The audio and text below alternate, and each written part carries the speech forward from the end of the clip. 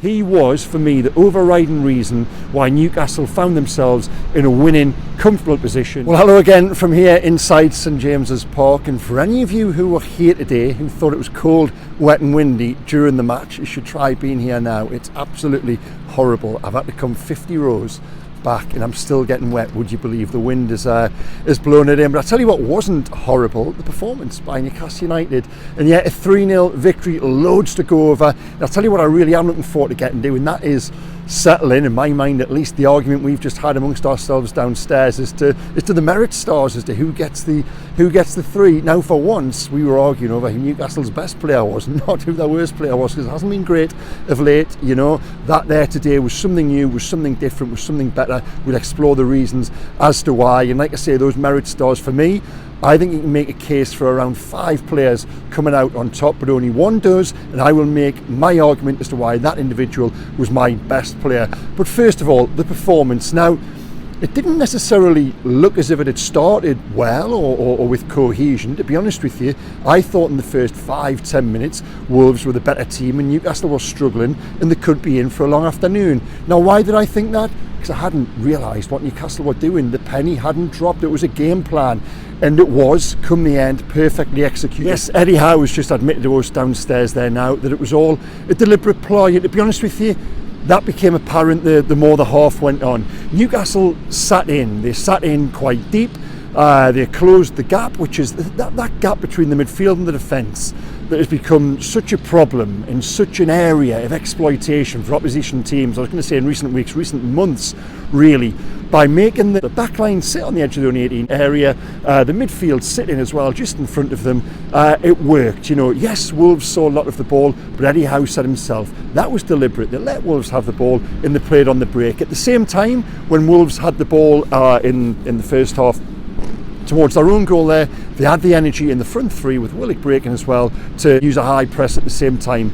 So all over the park it was much improved. It was almost a throwback to the Newcastle of old, in that it was married to the dark arts as well. You know, they were cynical and they were clinical. They played on the break. There was no surprise in the end. You know, when you reflected on that first half, that was how the 2 goals came about for them. And when the first goal came, it felt as if Newcastle needed it. Well, no, that was the plan all along. And you could argue they should have done this. They should have done this weeks ago. You might come back and say, well, maybe they didn't have the personnel to do that. Now, that idea of Newcastle having a game plan and letting Wolves have the ball and playing on the counter was disputed by Wolves boss Gary O'Neill with us just now. He said, no, don't be daft. Newcastle didn't let us have the ball. I know Newcastle, he said. He said we had the ball because we were better. Now, I put the question to Eddie Howe and I read Gary O'Neill's quotes back to him word for word. I said, you know, what was that the case? And he said, no, we let them have the ball. It was a tactic. It was a tweak to the system where we wanted to play in a more transitional way. So there you go. Eddie Howe 1, Gary O'Neill 0, or rather Newcastle 3, Wolves 0 in the end. It was a bit of a strange argument. They were both fairly polite about it. It was almost like the 2 geeky kids at school at the front of class arguing over a protractor or something. It was, it wasn't really fisticuffs. It was 2 smart young coaches just having a bit of a mild tactical disagreement, really. Now, I can see why Gary O'Neill thought that, because, to be honest with you, the only games where Newcastle have ceded possession where they've had less than 50% so far at home this season, I think were against Arsenal and against Manchester City. So that would tell you ordinarily Newcastle here would play with the majority of the ball. Now of late, Newcastle have had a lot of the ball and haven't really at times looked as if they know what they want to do with it. They've actually been sloppy in possession. So why not go about a different tactic whereby you let the opposition actually have the ball in the first place? And that worked there today. Newcastle crucially had the pace and they had the players to execute that with those transitions. As Eddie said, Joe Willock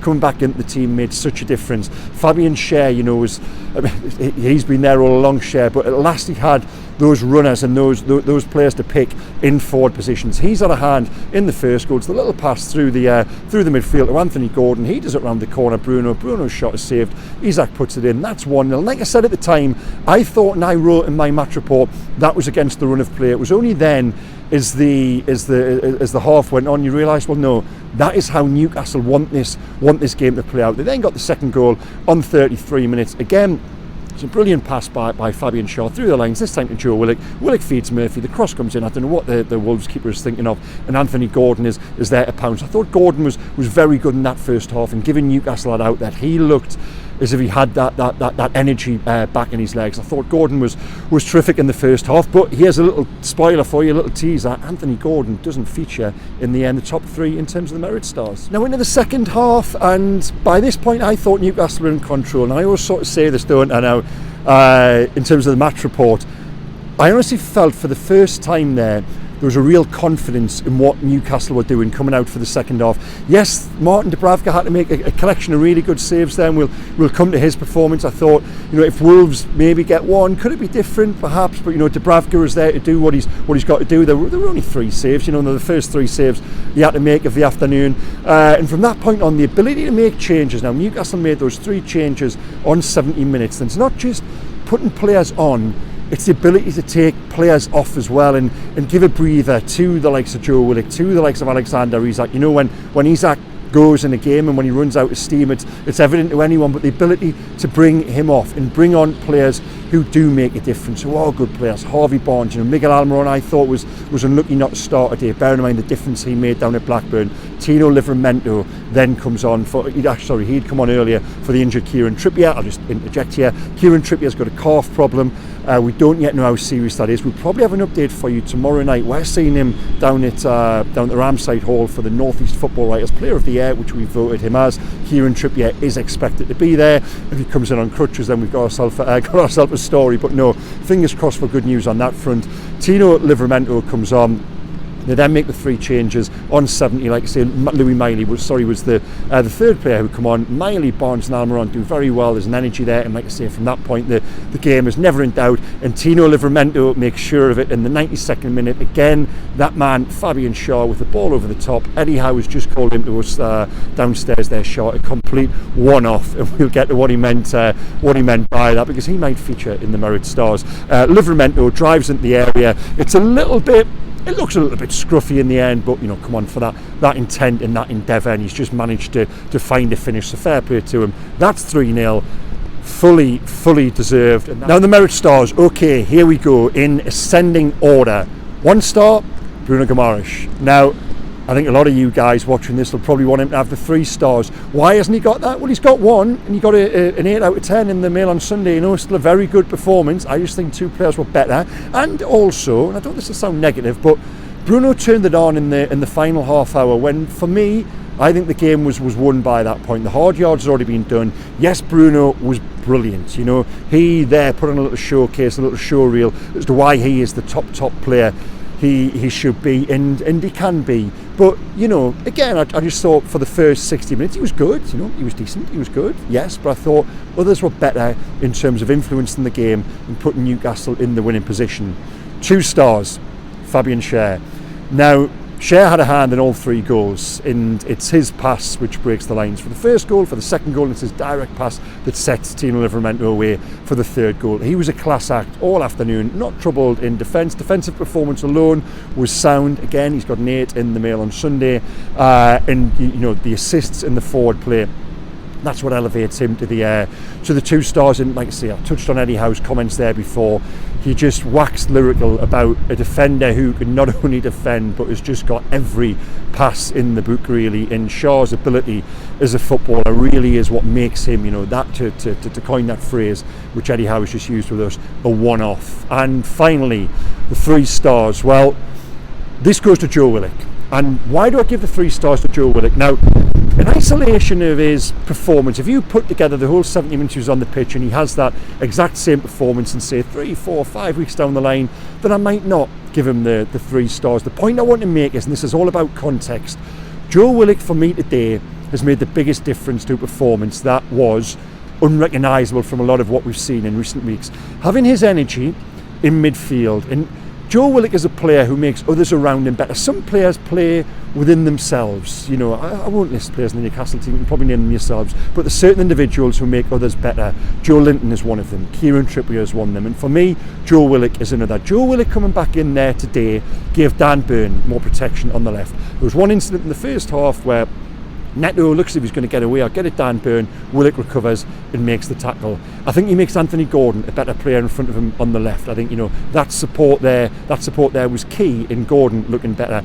Alexander Isak, Willock has a tremendous relationship with him. All of a sudden, periods there. Isak in the first hour before he went off, he looked more at home. Bruno Guimaraes, I think Bruno takes inspiration and is re-energised by having Joe Willock, someone else to help him there in the midfield, to do the heavy lifting. So that why for me is Joe Willock gets my 3 stars. I think having him in the team, he was for me the overriding reason why Newcastle found themselves in a winning, comfortable position. There's got to be honourable mentions as well. Anthony Gordon, already touched on him. Thought he was terrific, especially in the first half as that outlet. Martin Dubravka's made some important saves at key times, but again, that is what a goal. Does that sound harsh? That is what a goalkeeper is there to do. But again, a mention for him, and a mention too for Tino Livramento to come on in the 52nd minute.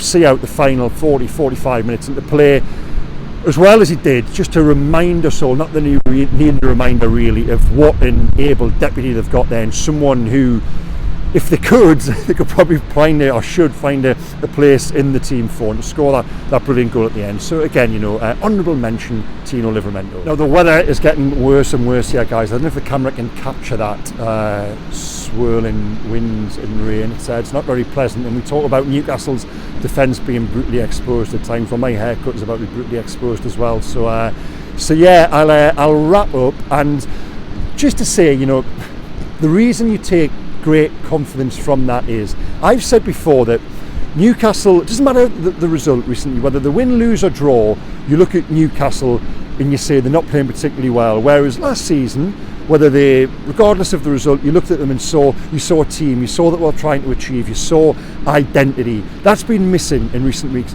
Well, it wasn't there today. Yes, it was a slightly different identity, but that doesn't matter. It was the idea of going out with a plan and being able as a team to execute that and do it so well. And if they can continue to do that going forward with bodies coming back, wow, what a difference that would make in the final 9 or 10 games of the season. And in a good position now to re-challenge for those European places. And I honestly leave here today feeling far happier and more confident about that Newcastle team than I did coming into the game. Now, where is it from here? It's down to Chelsea in 9 days' time. They've been beaten today, and from what I've just read on the internet there, they might even have a new manager by the time we get to Stamford Bridge. Yet it sounds like the supporters turned on Mauricio Pochettino. And on that, here I thought the show of support of Eddie Howe early on and towards the end there was significant in a week when Julian Nagelsmann has been linked with the job. On that, my information is that those reports are just incorrect. Eddie is the man the owners want. Eddie is the man the owners believe in the short term and in the long term too. So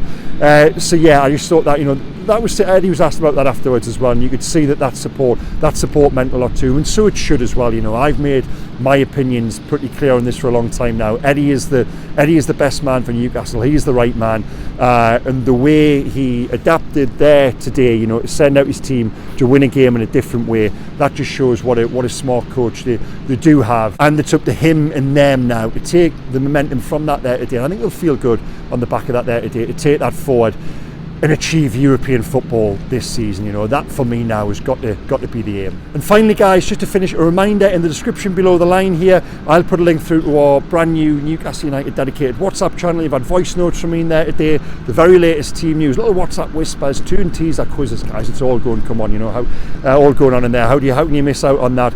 Also as well, I spent a little bit of time this week with former Newcastle player Lee Clark down in Anfield. I watched boy Bobby play on Wednesday night against Southampton. We sat in the stands together. Now, yes, that isn't Newcastle content, but Lee Clark did once play for Newcastle, and Bobby Clark is a Geordie. You might like that. I really enjoyed writing that piece. I'll put that link in too. So yeah, thank you again for watching, guys. Please leave your comments below. Again, have your say on those merit stars. For once, it's a positive debate, because even below the line on Tuesday night after Blackburn, a lot of it, I don't want to say negative, I would never call it negative. I think you guys were just being realistic. There's a lot of debate as to the performance, and that's fair enough, because I always come from that viewpoint as well, that it's neither negative or positive, it's just realistic. And Tuesday night, despite the result, wasn't that good, was it? If we're being honest, what was even worse was the was the draw the following night. The following night down at Man City. We'll talk about that another time. Let's not spoil a good day. As well, you know, on that subject, the new version of Local Hero, I was relieved when they played the old version at the end there as the players walked off, talking about things you'd rather not talk about. But anyway, there you go, guys. Thank you again for watching. Please hit like, comment and subscribe, and I'll see you again at the back end of the week when I'll be seeing Eddie Howe ahead of Chelsea. Okay, take care. Bye bye.